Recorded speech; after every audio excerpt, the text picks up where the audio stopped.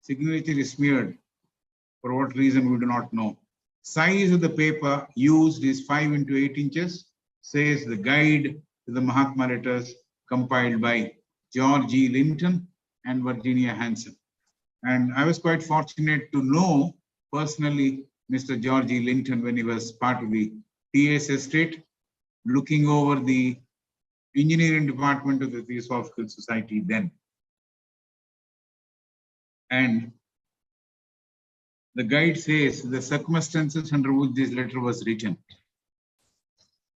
Henry Steele Alcott and another person, Bhavani Rao, who is also declared as the Chela of Master KH. They were on a North Indian tour. So both of them were at Allahabad. They were guests of Mr. A.P. Sinnett. And Madam Blavatsky was in Bombay. And the letter is said to be written because the master says, take the letter as dated 11th March 1882, the last sentence of that particular letter. So we take it as March 11th, 1882. And all these letters, even when somebody goes, because Maitreya was one who, amongst people whom I knew, who went and saw the letters in original in the British Museum. So he said they were all looking like handwritten, but we know they're not actually handwritten, but precipitated. Because if you remember the letter which got dropped on the deck of the ship in which Alcott was traveling, that was also something which fell at his feet from somewhere. So the letters are precipitated, not actually written by hand. We have now, of course, some computers and laptops, which we orally say something and the lines get printed. I'm told I'm going to get one of those things, and that would be very helpful if I have that sort of a thing. And right now I'm told that is there available. When you say something, the computer prints it. So, or it is appearing on the screen. That sort of a arrangement was there in those days with these letters which have come from the masters to A.P. Sinnett. And incidentally, the incident of the plaster cast was also something which coincided at the same date as 11th March 1882. Most of you perhaps know this plaster cast, so I wouldn't like to get into the details. If you have time, if somebody wants it, I can provide the details at the end of the session. Right. So then, getting into the letter proper, Master KH writes to Mr. Sinnett, and he says, when the necessary conditions are present, then it is easy to give proofs of phenomena. And Master KH says, Alcott, now after spending nearly 6 years of purification process which he had to undergo, now he has become a person who can help in the production of phenomena or performing of phenomena. And he says Damodar, Mavlankar and his Chela Bhavani Rao are congenitally, meaning from their birth, they have been having that sort of a power, magnetism, to help these production of phenomena. So this is what he has given. So to facilitate experiments, Master KH says there should be conducive conditions. Only then it's possible. So Master KH indicates that A.P. Sinnett himself can raise his magnetism to that level where he can be of help to produce phenomena. But the work he has to do it, cleanse himself, and then perhaps he would reach a stage where his availability to the scheme of things where this phenomena can be produced will be there. So this is what he says to Master. Master says to Mr. Sinnett that you can also improve yourself, you can purify yourself, provided you work diligently and cleanse yourself. What is that we have to cleanse? So if you get into the details, just going by the intuition which tells me what are the things which need to be dropped, have to be dropped. For example, feeling proud or feeling egofulness, if that is dropped and we move towards unselfishness, yes, perhaps we get qualified or we move towards. We have to work after all for a number of years. Alcott himself worked for 6 years.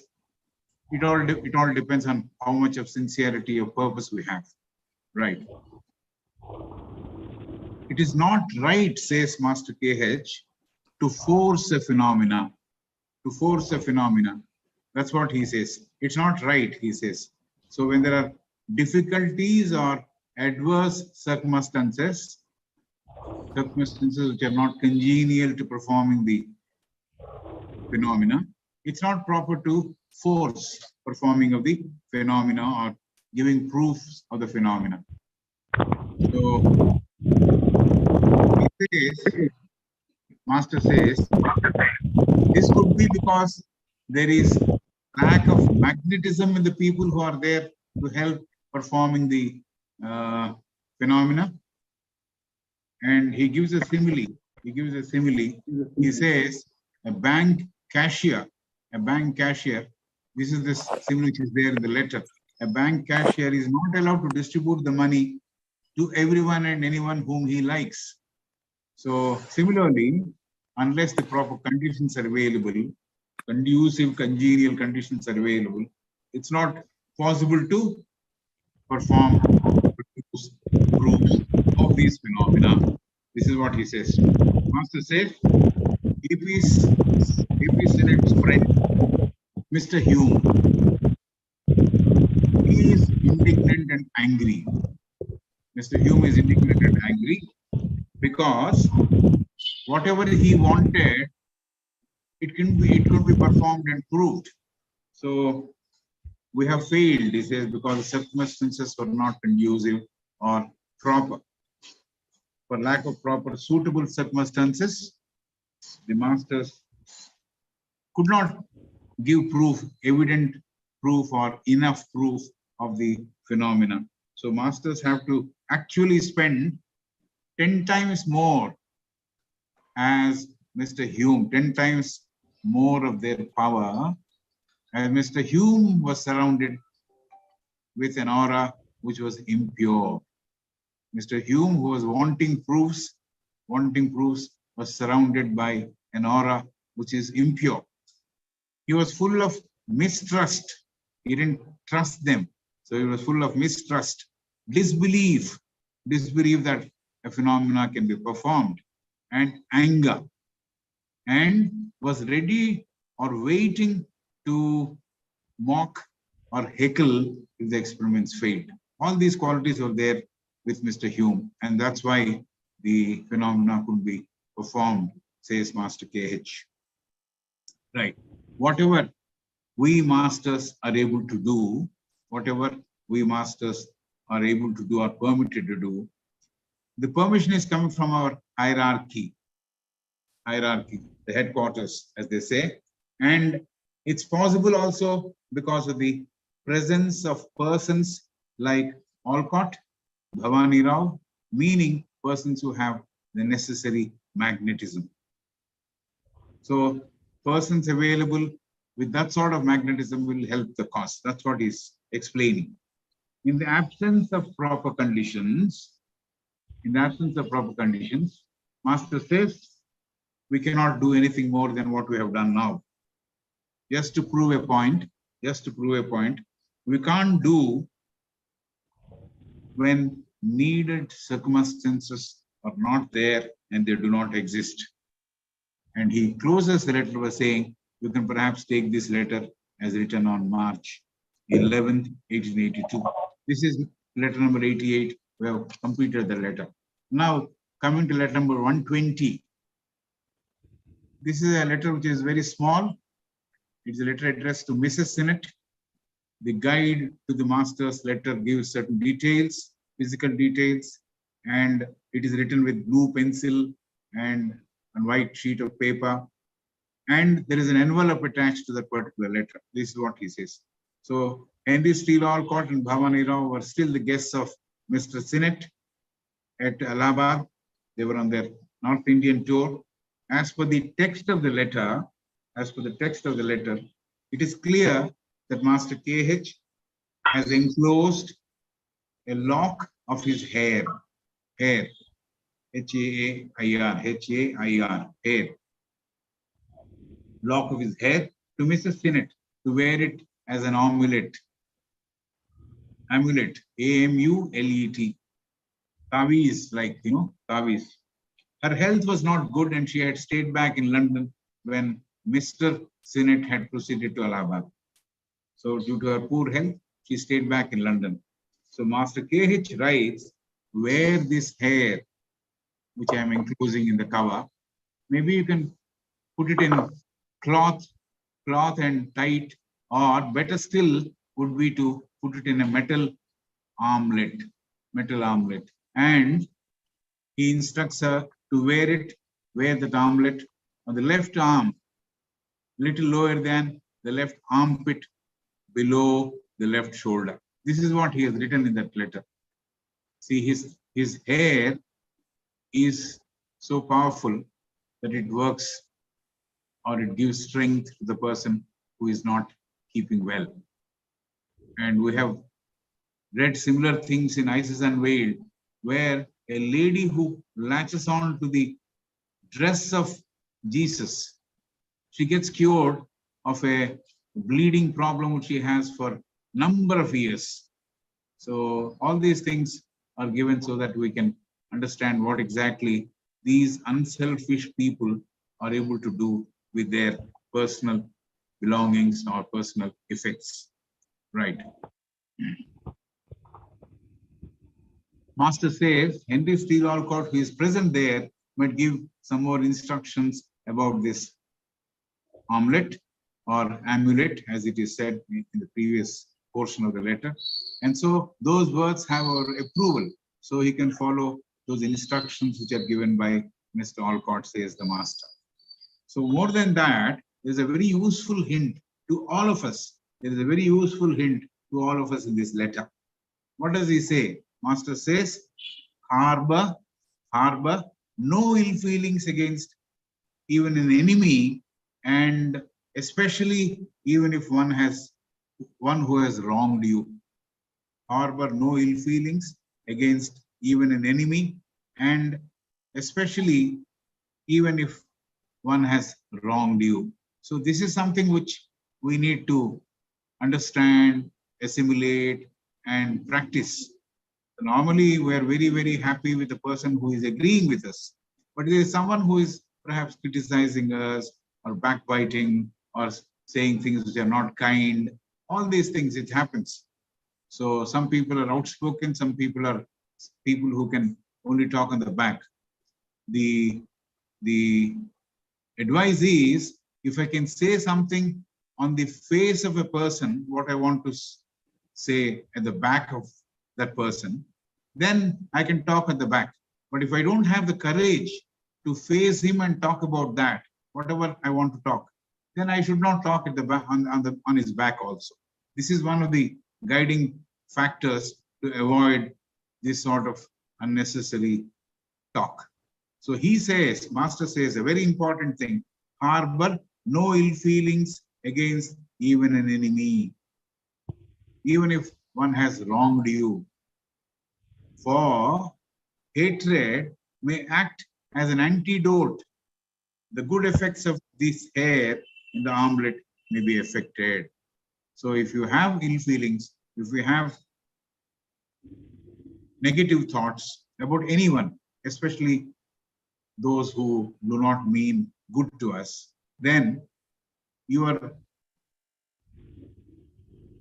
positioning yourself as someone who hates the other person.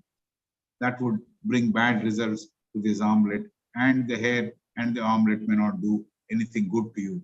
So this is a advice to Mr. Sinnett, but I guess this is something which we all can take it as an advice to us or an instruction to us, because most of the letters contain these sort of instructions which you have to understand, assimilate, and take it to our lives.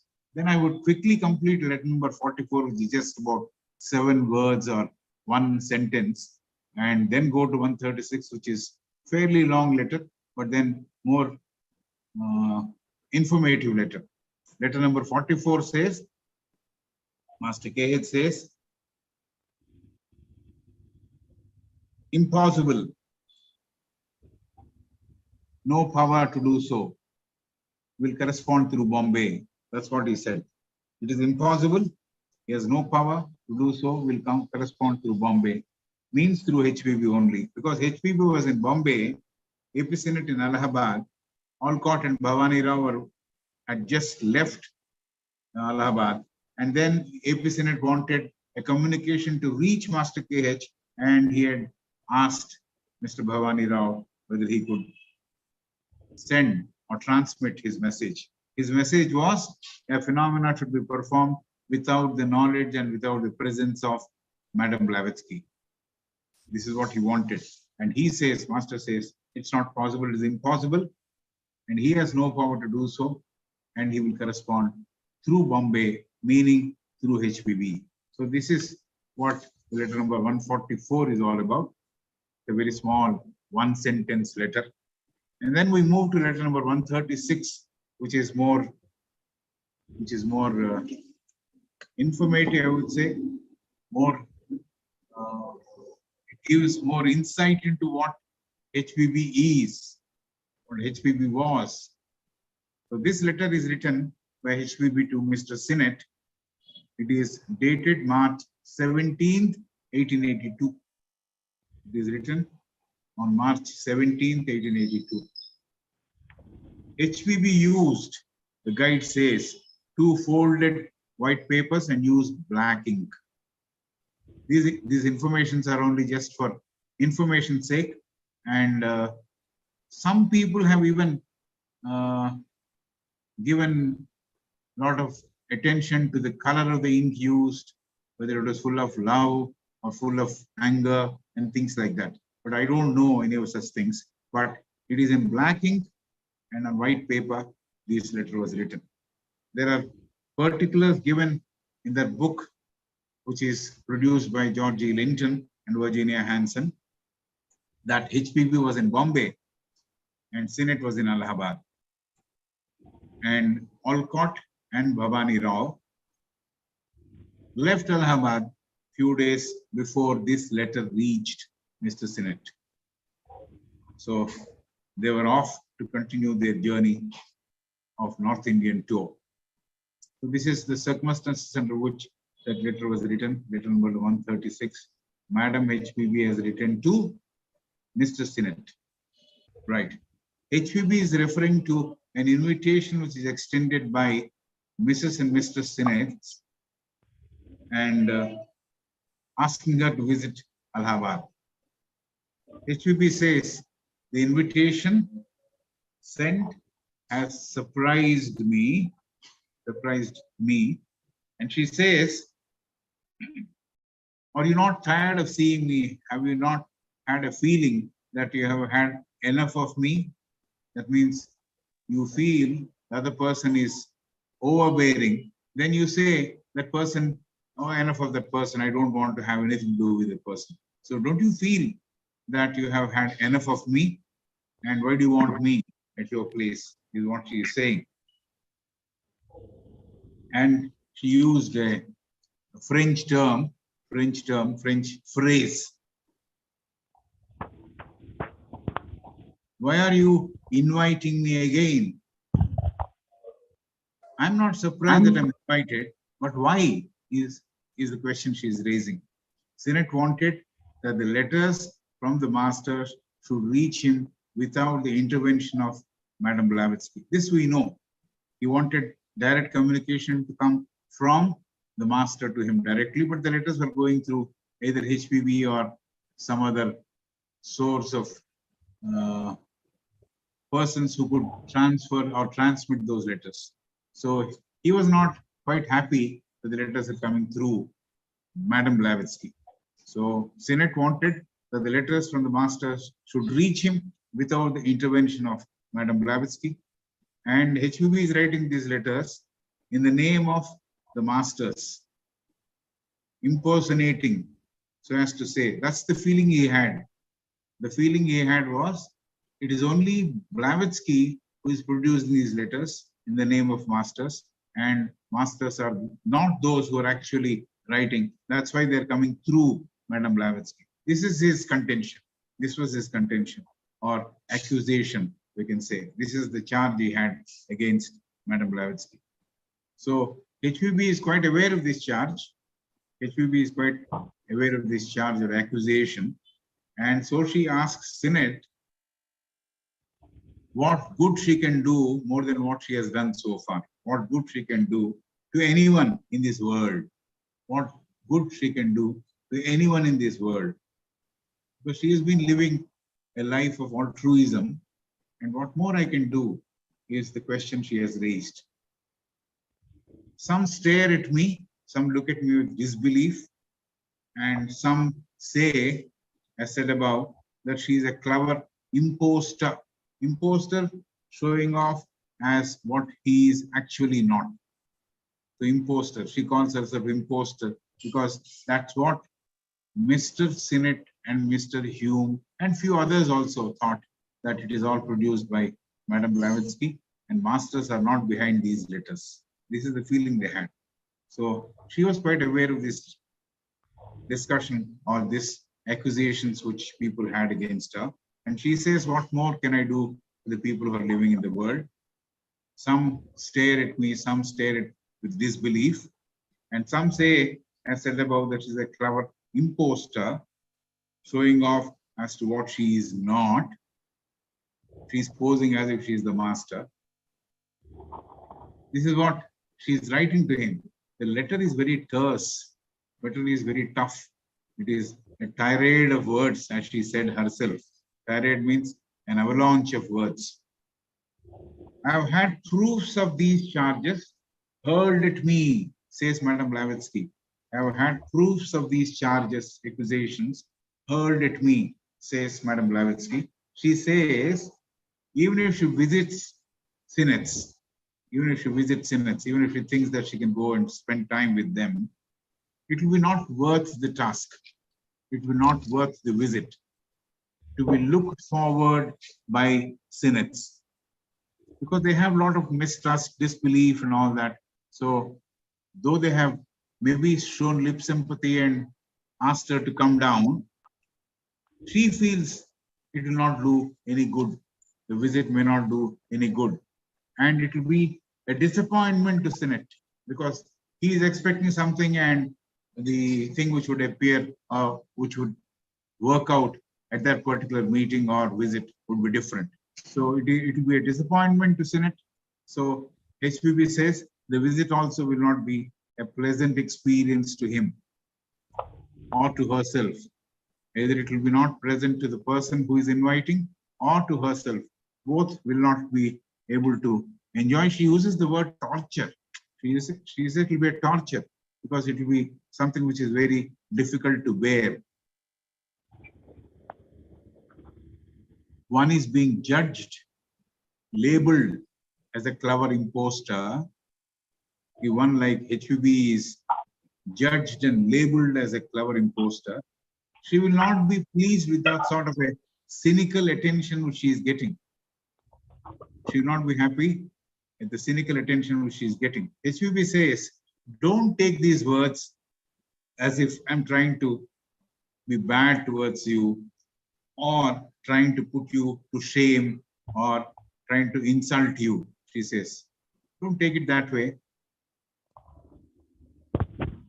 But I'm outspoken. This is the nature of some people. They're outspoken. They say it on the face. They don't mean anything. They don't hide anything in their heart. They say exactly what they feel and say. So she says, don't take these words as if I'm trying to be bad to you or I'm trying to put you to shame or put you to difficulty or insult you.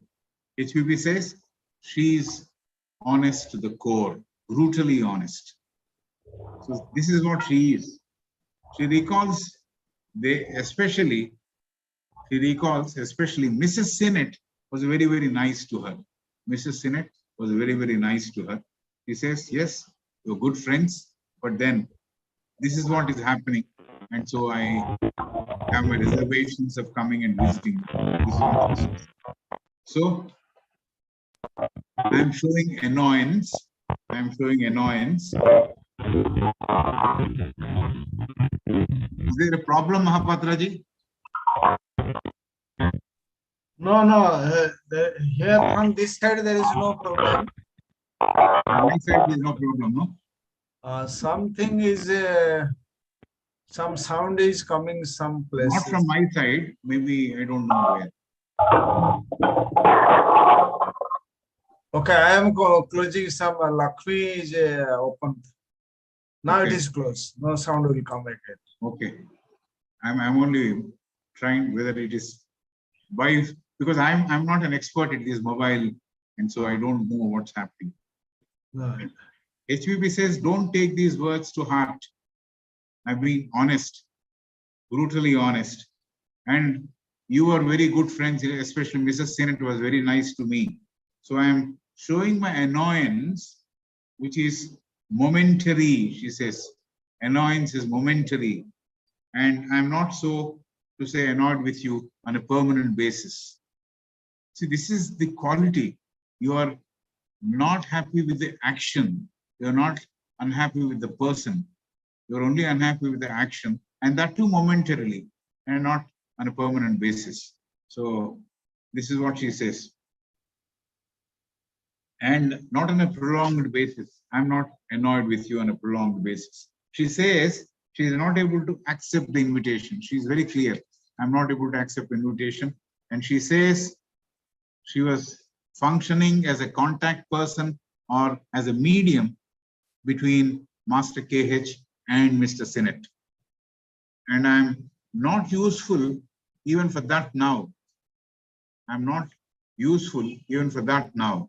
So she says, again using a French expression, why are you calling me? Are you calling me to pour yourself into my eyes? So she uses another French expression here. I'm sure you're not calling me to look or pour yourself and look at my eyes. So I don't want to accept this invitation, is what she has said finally. HPB says she has stretched herself. She has stretched herself completely. She has no more ability to endure. She has tested her endurance. She has exhausted endurance. She has done what all she could do. So HPB says she has denied herself all the good things which are required to carry on normal life and all comforts, say for example. And all this was an act of self-sacrifice, she says. All this was an act of self-sacrifice. HPB says she worked tirelessly without getting tired for the masters. I've always tried to carry on the instructions given to me by the masters. She was utterly unselfish in that attempt and thought she's helping their work, masters' work. Because of these efforts, the amount of work she had to do, has affected her health, she says. Her health is affected and the amount of work she has done. So that's causing a bit of problem for her health. So though she has done all the work with no selfish motive,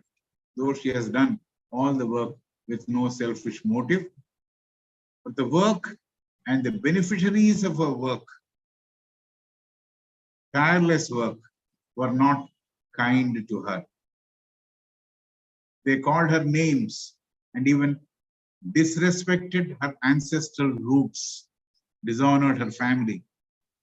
Every Tom, Dick, and Harry, she has used different expression about the market and the greengrocers and all that. What it means is every Tom, Dick, and Harry hurled abuses at her. Some of them who worked even as civil servants, ICS, as it used to be called, civil servants, were not kind to understand her work, which was unselfish to the core. They attributed motives. HPV says we can be better friends from a distance. The friendship will not perhaps flower when we get nearer, but separated by a few steps, she says. We are better off when we are at a distance, she says. Not necessarily, we need not be so close to each other, and that's the only way to commemorate our friendship is not right. She says that. And finally, HPV says, in the ultimate analysis, she was not able to work for them, masters, or to the Theosophical Society because she failed because of her ill health and things like that. She was saying she has failed to work for them totally and or to work for the Theosophical Society, and was not able to be of help to either Alcott or even to help herself. She couldn't be of help, self-help to herself. So this is what she says. So this is the problem she has got. If you remember the first meeting of the Master M with Madame Blavatsky in the Hyde Park, he asked her whether you would work for us, work for establishment of truth, work for truth. And she said yes. And then immediately he cautioned her. Working for truth means a lot of people will say a lot of things against you. So you should be ready for that. So that's what is perhaps happening. But then there is a limit to which she could have faced all that. She says the endurance has come to a stage where she is not able to put up with that anymore. HPV says, boss, she calls boss is Master M. So Master M has said that there is a new development which is taking place, which is to be dealt with. So obviously, she says she can't be traveling and divide her attention and forsake the master's work. So Master M says there is something, a work which is coming up. So I can't put that work in the back burner and travel all the way to Allahabad. So she says she can't be traveling and divide her attention and forsake the master's work. And according to Madame Blavatsky, both Master M and Master KH together, putting their wise heads together, are planning and preparing a solution or work for that particular situation which they are expecting to come. HPB says, before the arrival of November, we are in March, she said before the arrival of November, the house has to be set right. She's saying all this because she is working very, very assiduously, working unselfishly to produce all the information which she has to give to the entire world by way of theosophy. And she has been editing the magazine, the Theosophist, those days. So she says, the house has to be set right. The November is coming fast. She was in the month of March, and she says November is coming quite close by, close on the heels of March is November. So we need to take corrective action. We need to take corrective action and infuse new persons to take forward the work of working for brotherhood and occultism. See, this is an instruction which is there in the letter. She says, we need to take corrective action. This has to happen continuously. We have to take corrective action and infuse new persons to take forward the work of working for brotherhood and occultism. So working for occultism, working for brotherhood should be absolutely unselfish work. If there is some element of me in it, I don't think I'll be qualified to work for brotherhood or, for that matter, occultism. So this is what she's saying. We need to infuse new blood, new persons to take forward the work of working for brotherhood and occultism. in the lectures which she has written in the Lucifer about occultism, practical occultism, which is later produced as a book, there is enough instructions which have been given as to how a person who wants or attempts to study occultism should do. So that's something which people can refer to and note down the practical aspects of occultism, which is there in the part 2 of that book. Okay, then coming back to the letter. If we don't act now, HPB says, if we don't act now, HPB says, we may lose the opportunity and will be forced to take rest from the work. That means she has used a different expression. We may all go to bed. Means inactive. We'll go to inaction. So unless we wake up quickly and do the work which is required to be done, I think we'll be facing a period of inactivity, is what she is saying. So we may lose the opportunity. One, we may lose the opportunity. Second, and will be forced to take rest from the work, become inactive. What it means to others, I don't know, she says. What it means, this statement to others, I do not know. For me, it doesn't matter. I'm always working, so it doesn't matter. And when somebody asked her about the future of the Theosophical Society, there is a question which she has answered in the Key to Theosophy.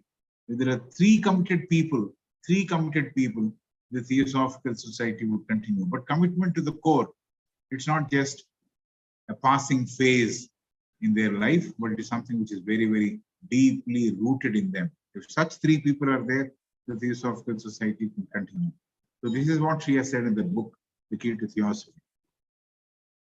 For me, it doesn't matter. The time to prove my worth is fast approaching. She is working assiduously, working at herself, working at her, what she has learned from the masters, putting that into practice, writing the various articles and things like that. So she says, the time to prove my worth is fast approaching. Then after that, people will know as to what is my nature, real nature. So far, they have speculated. Speculated means she is this, she is that. Maybe speculation is something where people are not sure of what she is. So people have speculated about me and said that there are, she also says there are few who believed me that I'm working for truth. There are some few people who believe that I'm working for truth, but some people thought that I'm like a monster in a museum, and some people speculated about me, but few believe that I'm working for truth. There are some who don't believe that I'm an aspirant for truth. So this is the feeling she has had because a lot of criticism was leveled against her. But none have reached even near to 100 miles of where truth is. This is the statement she has given. People who are talking about me, people who are thinking that I'm not working, I'm not really an aspirant of truth and all that, they're not even near 100 miles, but they're talking because who stops anybody to talk? Anybody can talk anything they like. So this is what she's saying. People are hurling abuses at her, being unkind to her, judging her, labeling her. So all this is happening, and she says, they don't realize that I am someone working for truth. But none have reached even near to 100 miles where truth is. This is what she's saying. None have actually reached, but then they're using their vocal power to run me down. Meaning most of the persons are lacking in efforts. Most of the persons are lacking in efforts and lack also guidance. So she always had the guidance of the masters and she was putting in efforts. So the message is when someone is working assiduously, unselfishly, the guidance required will come. So she says she has got the guidance, she has got the ability to work assiduously towards truth. So what we require to do, what we need to learn from this is that we need to work assiduously and work and the guidance will come at the appropriate time. HPB says, for having stood against the conventional ritualistic churches and Christianity, she has suffered a lot on this earth because she thought that religion is not just performing of rituals. The fangs of religion have to disappear. That's what she said in the key to theosophy. So she says, HPB says, for having stood against the conventional ritualistic churches and Christianity, she has suffered a lot on this earth. While trying to explain what is the real Christianity, what is the core Christianity, true essence of Christianity, she has tried her best. But then people are always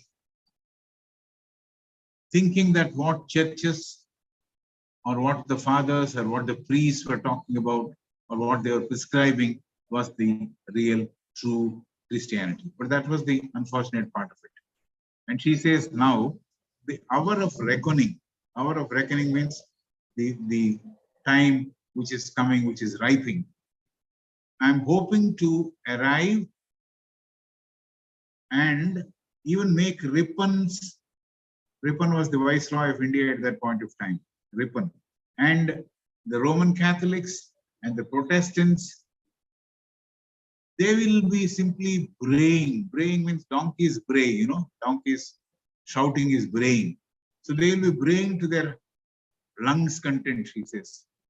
So they will not be able to stomach, they will not be able to understand what exactly I mean by the true essence of religion. But then they only go by what the Roman Catholics or the churches have told. And she believed that Viceroy also was a victim of the Roman Catholic Church. Most of them, they were. So, donkeys bray. At the progress, I will demonstrate. I will demonstrate what I am capable of, what I understood, what I will declare to the world. And the churches, the priests, and Protestants, Catholics, all these donkeys will break, she says. She's very strong in her words. And yes, we need to get at the essence of what she is trying to convey. Then she says, HPB says, and she's asking Senate, you think you really know the real me? This is a question she's posing. She's asking Mr. Sinet, you think you really know the real me? You know someone as H.P. Blavatsky, but do you know really who I am? Do you know exactly what HPB means in the real essence of that person? So she's asking Sinet, you think you really know the real me? Do you, Mr. Sinet, think that you have penetrated below the skin under my finger? The cuticles, that is the expression she has used, but I have just given the meaning of that. That you have penetrated below the skin under the finger or the toes. You think you have seen that at least? What exactly is there below the skin? You have not gone there even. So how do you know me? You will not know me at all. So you don't know me, and you talk about me. You hurl abuses at me. You criticize me. That's what she is saying. She is asking Mr. Sinet, you think you really know the real me? Do you, Mr. Sinet, think that you have penetrated below the skin under my toes or fingers? You feel you know my physical top layer. You have a feeling, I know what she is. The top layer, the physical top layer is perhaps what you are aware of. Even that perhaps not fully, because the skin of the toes also you have not penetrated. But you have a feeling that you know the physical top layer of me, and you may feel that you can read my brain. You have a feeling that you can read my brain. But do you know my real self? Do you know my real self? He's asking. Do you know me? Do you know the real me? If you think you know, I know, suppose you say that because you're a Britisher who would say, yes, I know what it is. You are completely wrong. You're completely wrong. And you are erring means you are making a mistake. You call me untruthful. by seeing my exterior. You're calling me untruthful by seeing my exterior. Seeing my outside, you're judging me that I'm untruthful. But you do not know what exactly happens within me, why I'm like that. So you don't know the real reason why I'm like that. It is like you're trying to or tried to see the writing on a stone which is covered by weeds. Moss is also one type of weed. MOSS is also one type of weed. She's saying it is like you're trying to, this is a simile or allegory which she has brought in. She says it is like you're trying to read the writing which is there on a stone, which is covered by weeds and moss. So you think you're able to, you are dismissing me as moss, or perhaps you think I'm a moss, you think I'm a weed. So the weeds were not HPV. She says, I'm not covered by moss, flowerless weed is moss, or plastered by mud. I'm not plastered by mud. So you don't know my real me, she is saying. You people are accusing the moss, the weed. Means the exterior of mine is what you're accusing. You don't know the real me. That's what she's saying. So you're getting deceived. You're getting deceived. You're not seeing the real person. You think you're talking about the real person, but then you're talking about someone who is not the real person. The exterior of that person is what you're referring to. You are not seeing the content which is written on that stone wall, but you're only talking about the weed which is covering that wall. I'm not the weed. I'm not plastered by mud or anything like that. I'm a person, a real person inside. So you don't know me that way. That's what she's saying. She says to Mr. Sinnett, try to understand this allegory. This is an allegory. Allegory, it is conveying something. It is conveying a hidden meaning. So try to understand this allegory, not just read it and leave it. Understand this allegory. I'm not trying to boast about myself. I'm not saying I'm that, I'm this. I'm not boasting about myself. What I'm saying, Madam says, you don't know the real me. That's what I'm trying to convey to you. You don't know the real me. What you think is inside me, you can't assess. What is the real HVB, you can't assess. To judge me as untruthful is a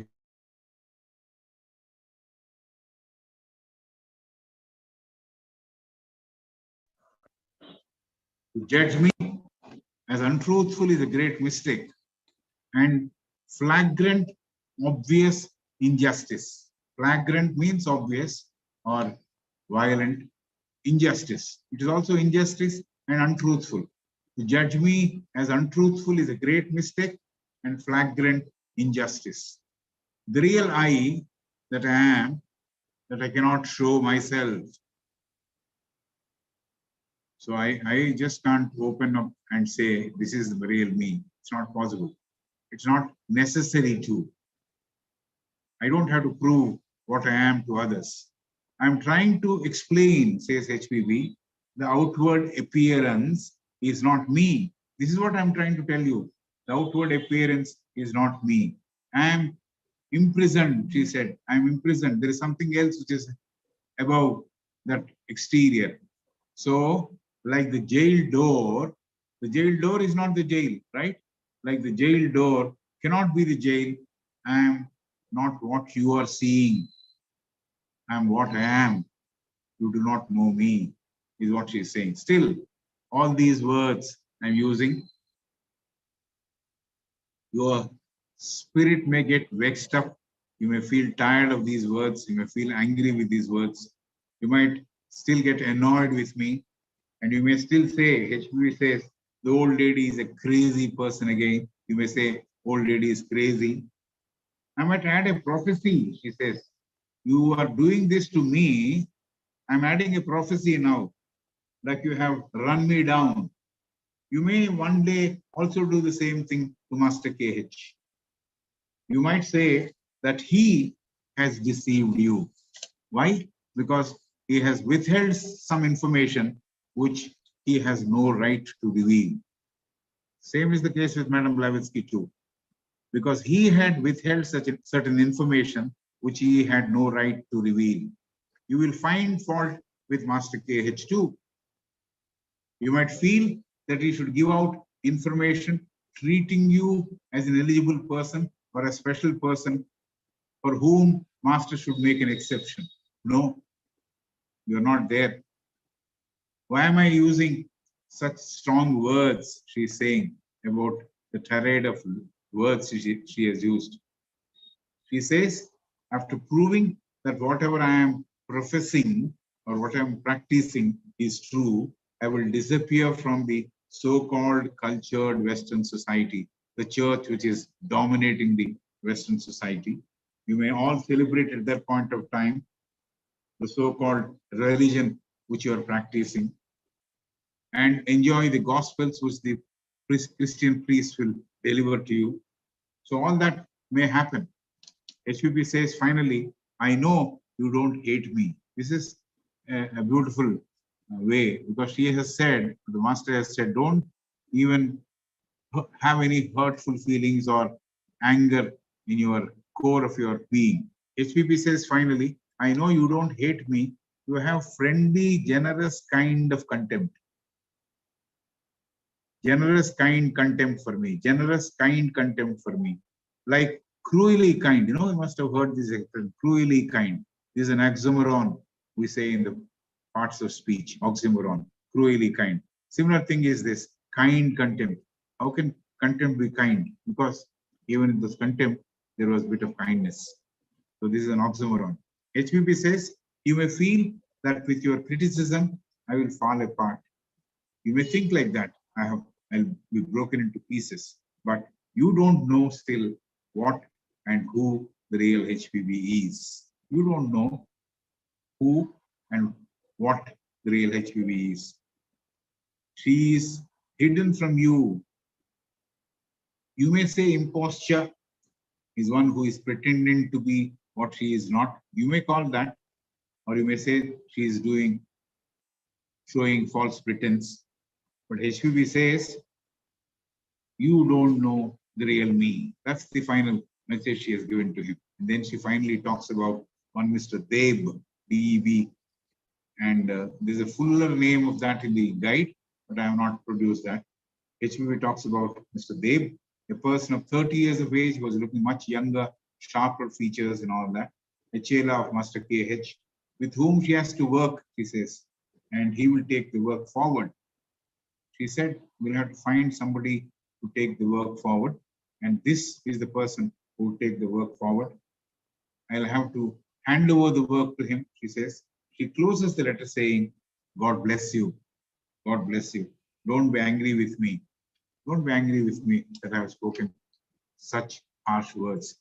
She adds, unless you change your mode of living, unless, she's the final message she's giving, unless you change your mode of living, don't expect exception. Don't think that you'll become a special person. Somehow Master KH should favor you because you are a special person. This is what we have strongly. I'm very close to my Guru. A lot of people think, how do you demonstrate that you're closer to the Guru? By following his precepts or practice, or simply wearing the same sort of dress which your Guru is wearing? So she's saying, you change your mode of living. Don't expect exception. Hindering, drop all that is not required and work with devotion, not with doubt. Work with patience and unselfishness and move on the path. This is what she had advised Mr. Sinnett. Thank you. Thank you, sir.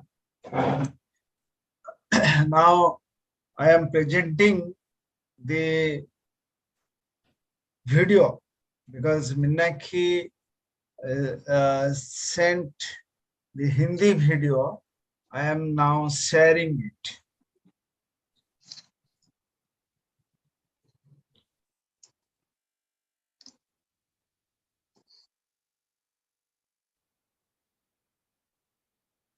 Namaste.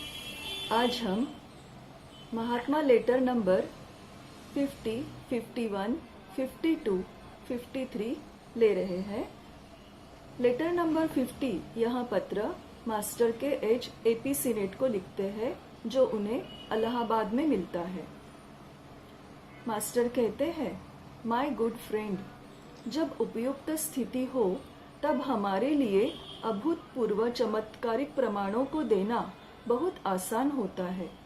उदाहरण के तौर पर 6 साल के शुद्धिकरण के बाद Olcott का चुंबकत्व हमारे साथ प्रचंड रूप से समरूपतापूर्ण है, जो शारीरिक और नैतिक रूप से सतत अधिकाधिक होता जा रहा है। दामोदर और भवानी राव शंकर में सहज रूप से मेल होने के कारण अभूतपूर्व प्रयोगों को टालने और अवरोध करने के बजाय उनकी आभा मदद करती है। कुछ समय के बाद आप भी ऐसे हो सकते हैं, यह आप पर निर्भर करता है।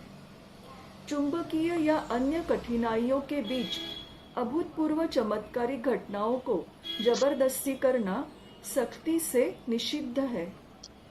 मिस्टर ह्यूम इसे नहीं समझ सकते और इसीलिए हमसे क्रोधित है। उसने हमारे लिए गुप्त रूप से तैयार किए गए विभिन्न परीक्षण विफल हो गए, जिसके लिए कई अधिक शक्ति लगानी होती है। ह्यूम शुद्धतम ऑरा से घिरा नहीं था, बल्कि अविश्वास, क्रोध और पूर्वानुमानित उपहास से घिरा था। हेडक्वार्टर्स से इतना भी लिखना नामुमकिन होगा, लेकिन यह ऑलकॉट और भवानी राव के चुंबकत्व के कारण मुमकिन हुआ। मैं और कुछ नहीं कह सकता।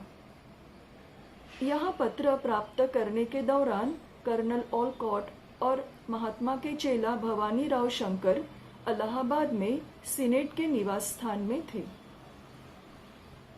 सीनेट ने महात्मा के एच के लिए पत्र लिखकर भवानी राव को दिए थे।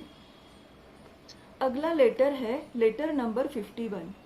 यह पत्र मास्टर के एच पेशेंस सीनेट, जो कि मिस्टर सीनेट की पत्नी थी, उनको लिखते हैं। इलाहाबाद में उनको मिलता है मार्च 1882 में। मास्टर कहते हैं, बालों को एक सूती पट्टी में बांधकर पहने या हो सके तो धातु के बाजूबंद में बाएं कंधे के नीचे अपने बाएं बगल से थोड़ा नीचे पहने। हेनरी ऑलकॉट द्वारा आपको दी जाने वाली सलाह का पालन करें। यह उचित है और हम उस पर ऐतराज नहीं करेंगे। कर्नल ऑलकॉट और शिष्य भवानी शंकर की उपस्थिति से उत्पन्न चुंबकीय स्थितियों का लाभ उठाते हुए महात्मा के एच मिसेस सीनेट को अपने बालों का गुच्छा एक ताबीज के रूप में पहनने के लिए भेजते हैं। उस समय मिसेस सीनेट की तबीयत ठीक नहीं रहती थी। आगे मास्टर कहते हैं, किसी शत्रु, बैरी और जिसने तुम्हारे साथ अन्याय किया है, उनके प्रति भी दुर्भावना को मन में ना रखे, क्योंकि घृणा एक मारक की तरह काम करती है और इन बालों के प्रभाव को क्षति पहुंचा सकती है। आगे का लेटर है लेटर नंबर 52। यह पत्र मास्टर के एच एपी सीनेट को लिखते हैं 14 मार्च 1882 में, जो उन्हें इलाहाबाद में मिलता है।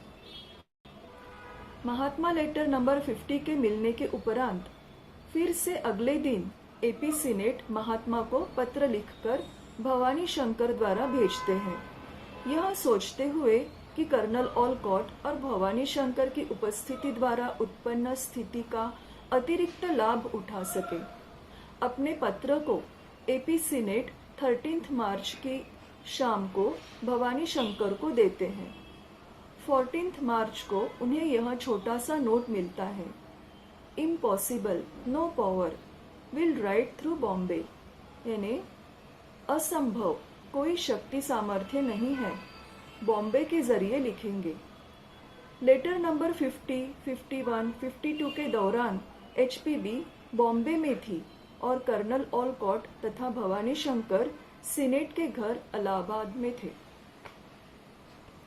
आगे का लेटर है लेटर नंबर 53। यह पत्र मैडम ब्लेवेट्स्की एपी सीनेट को लिखती है बॉम्बे से, मार्च 1882 में। वे लिखती हैं, मेरे प्रिय मिस्टर सीनेट, आपका निमंत्रण आश्चर्यचकित होकर पढ़ा। मुझे आमंत्रित किए जाने पर आश्चर्य नहीं, बल्कि मुझे फिर से आमंत्रित करने पर आश्चर्य हुआ। किसी ने मुझे घूरने के अलावा औरों ने मेरी चतुराई पर, प्रवीणता पर धोखेबाज के रूप में अनुमान करने के अलावा और थोड़े अल्पसंख्यकों ने मुझे संग्रहालय में रखे विलक्षण प्राणियों को देखकर जो आश्चर्य होता है, उस भावना से देखने के अलावा अब मेरे कारण इस दुनिया में किसी का क्या भला हो सकता है। यह हकीकत है, वस्तुस्थिति है, और मेरे पास इसके पर्याप्त प्रमाण है। अगर मेरा बस चले तो मैं स्वयं को ऐसी मुसीबत में नहीं डालूंगी।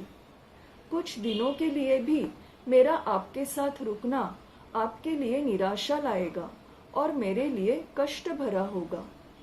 मेरे कहने का आप गलत अर्थ न लगाए। मैं आपके साथ प्रामाणिक हूँ। यहाँ आप और विशेष रूप से मिसेस सीनेट अब तक के मेरे सबसे अच्छे स्नेही थे और है। इस वजह से मैं आपको लंबे समय के लिए नहीं, बल्कि थोड़े पल के लिए नाराज कर रही हूँ। आपके स्नेहपूर्ण निमंत्रण की स्वीकृति के बजाय इनकार कर रही हूँ। इसके अलावा आपके और केएच के बीच पत्र व्यवहार के माध्यम के रूप में मैं पूरी तरह से अनुपयोगी हूँ। मुझे लगता है आप मुझे केवल यूं ही आमंत्रित नहीं करेंगे। सहनशीलता की भी एक सीमा होती है। महानतम आत्म बलिदान की भी सीमा होती है। मैंने वर्षों तक उनके लिए निष्ठापूर्वक और निस्वार्थ भाव से कार्य किया और इसका परिणाम यह हुआ कि मैंने अपना स्वास्थ्य खराब किया, अपने पुश्तैनी नाम का निरादर किया। ऑक्सफोर्ड स्ट्रीट के हर किराने वाले और हंगरफोर्ड मार्केट के हर मछुआरे द्वारा निंदा की गई, जो ब्रिटिश सिविल सर्वेंट बन गए थे और आखिर में सोसाइटी के लिए बहुत थोड़ा कर पाई और बेचारे ओलकॉट और मेरे लिए कुछ भी अच्छा नहीं कर पाई। मेरा विश्वास करें, हम इकट्ठे रहने की तुलना में हमारे बीच कई 100 मील की दूरी रहने पर अच्छे मित्र हम बने रहेंगे। इसके अलावा मास्टर एम का कहना है कि हमारे सिर के ऊपर नई मुसीबत मंडरा रही है। उनके कहे अनुसार वे और केएच दोनों मिलकर कार्य करने की तैयारी कर रहे हैं। नवंबर तक हमारे पास कुछ ही महीने बचे हैं और यदि परिस्थिति को तब तक पूरी तरह से ठीक नहीं किया जाता और सिद्ध संघ और गुह्य विद्या के लिए नई उमंग नहीं आती, तब हम सारे धराशायी हो सकते हैं। नवंबर 1882 तक थियोसॉफिकल सोसाइटी का 7 वर्षीय प्रोबेशन काल था। आगे एचपीबी लिखती है, ऐसा हो या न हो, मेरे बहुत ही कम दिन बचे हैं। मेरी मृत्यु का समय निकट आ रहा है। जिन्होंने मेरे बारे में अनुमान लगाया था, अविश्वास जताया था, उन्हें मैं यह साबित कर सकती हूँ कि वे तनिक भी सत्य के करीब नहीं थे। मैंने पृथ्वी पर नरक का सामना किया है, लेकिन मेरे गुजरने से पहले मैं स्वयं को ऐसी जीत का वादा करती हूँ जिससे रिपोन और उसके रोमन कैथोलिक और बाली और प्रोटेस्टेंट मूर्खों के साथ बिशप सार्जेंट परास्त हो जाएंगे। ये सब एचपीबी के आलोचक थे और निंदक थे। आगे मैडम ब्लेवेट्स्की कहती है, मेरे प्रिय सीनेट, मिस्टर सीनेट, क्या आप सच में यह सोचते हो कि आपने मेरी वास्तविकता को जाना है? मानवीय स्वभाव के कुशल विश्लेषक के रूप में, जैसे कि आप समझते हैं कि आपने मुझे और मेरे मन मस्तिष्क को जान लिया है, पहचान लिया है, क्या आपने कभी मेरे वास्तविक स्वरूप की पहली परत को भी पार किया है? यदि आपने ऐसा किया होता तो आपकी गंभीर रूप से गलती होती।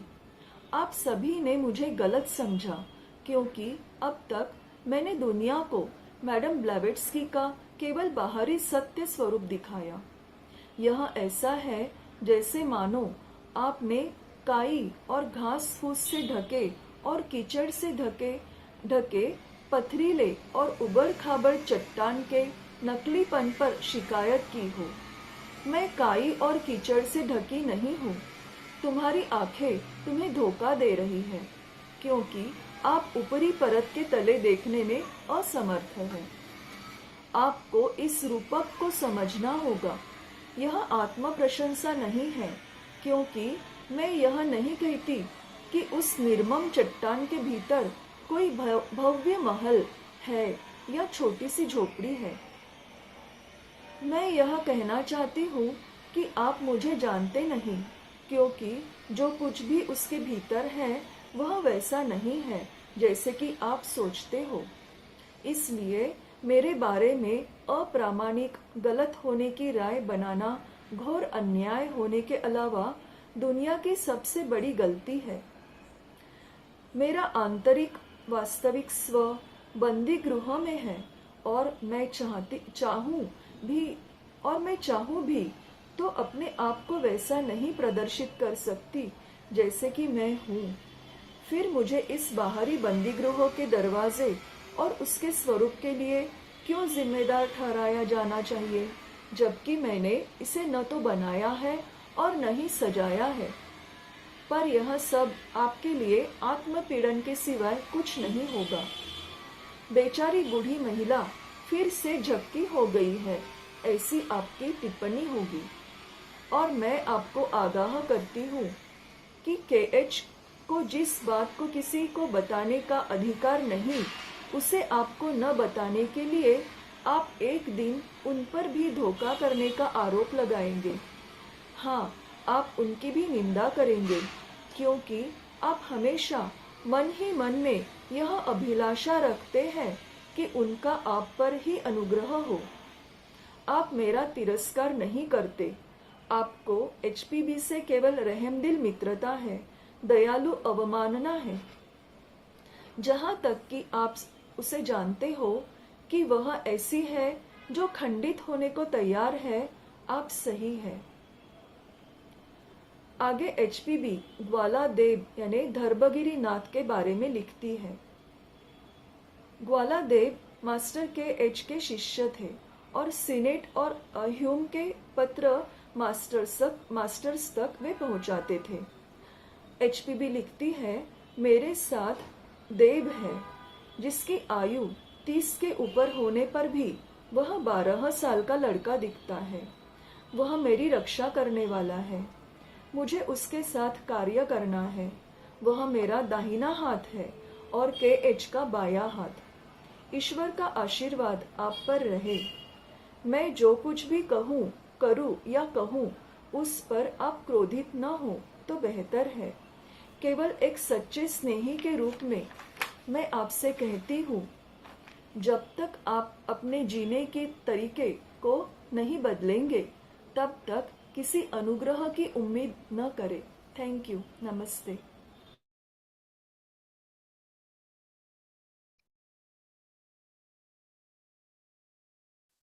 So, Minakshi ji, for your video recording, and now I request anyone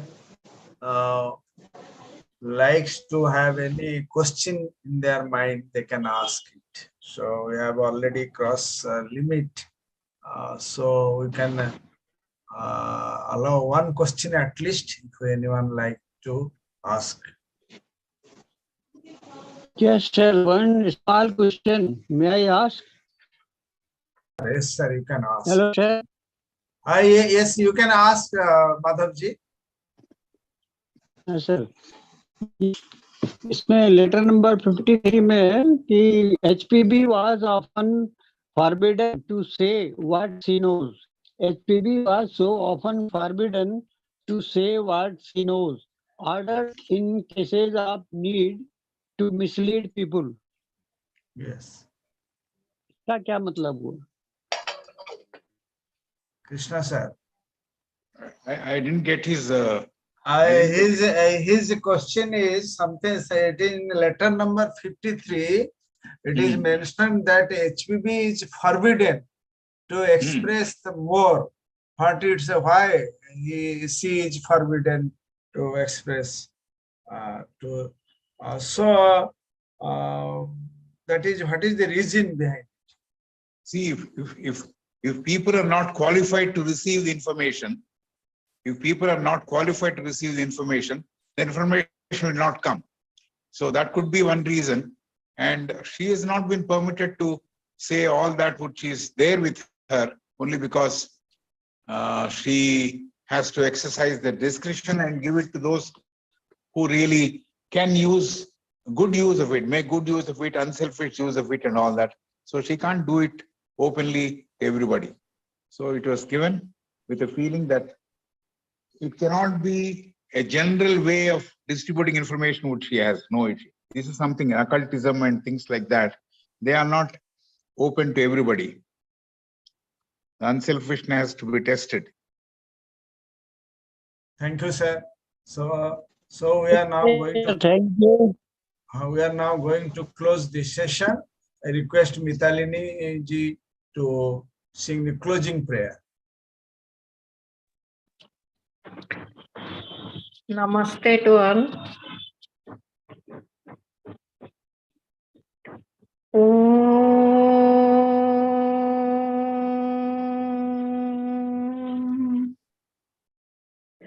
Asatoma Satkamaya Tamasuma Jyotirgamaya Mriturmang Amrutangamaya Sarve Bhavantu Sukhinah Sarve Santu Niramaya Sarve Bhadrani Pashyantu Na Kaschit Dukha Bhavet. Om Shanti Shanti Shanti. Thank you. Thank you, Brother N.C. Krishna, for nice presentation. Thank you, each and everyone. So we are now going to close the session with the announcement. Tomorrow at 7:30, we have a last TS manual study class, that is Man and His Bodies, and it will be conducted jointly by Dr. Rajiv Gupta and Dr. Mansi Bhagat from Delhi. With this announcement, so goodbye to each and everyone. Thank you.